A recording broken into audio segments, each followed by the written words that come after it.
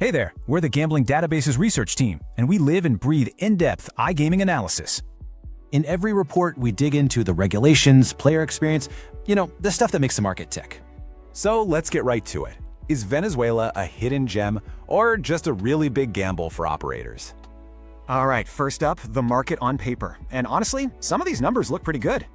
You've got a population of over 28 million people, and get this, the median age is just 28. Internet penetration? Pretty solid. We're talking almost 62%, which is about 17.5 million potential users. Plus, there are 22.5 million mobile connections out there, so a mobile-first approach seems like a no-brainer, right? Well, this is where things get complicated. Let's talk about the unregulated reality. Basically, online gambling operates in a complete legal gray zone. No rules, no licenses, no protection. And what does that mean for you? Zero legal comeback if the government suddenly decides to shut you down. Okay, so on top of that legal mess, you have some major economic red flags to consider.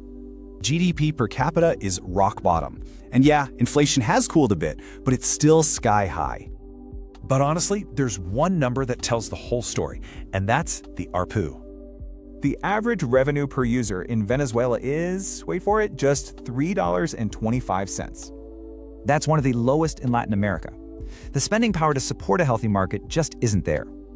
So, putting it all together, what's our final verdict? Let's check out the official country rating. We score its overall attractiveness a 3.7 out of 10. Yeah, it's definitely a high-risk, low-appeal market. I mean, look at these challenges. A regulatory vacuum, economic chaos, that tiny ARPU, it's a lot. So our assessment is pretty clear. For almost any operator, this market is financially unviable. So who should steer clear? Well, if you want a licensed market or can't handle massive risk, stay away. Want to read the full report? Head over to gamblingdatabases.com. The link's in the pinned comment. And hey, don't forget to like and subscribe for more.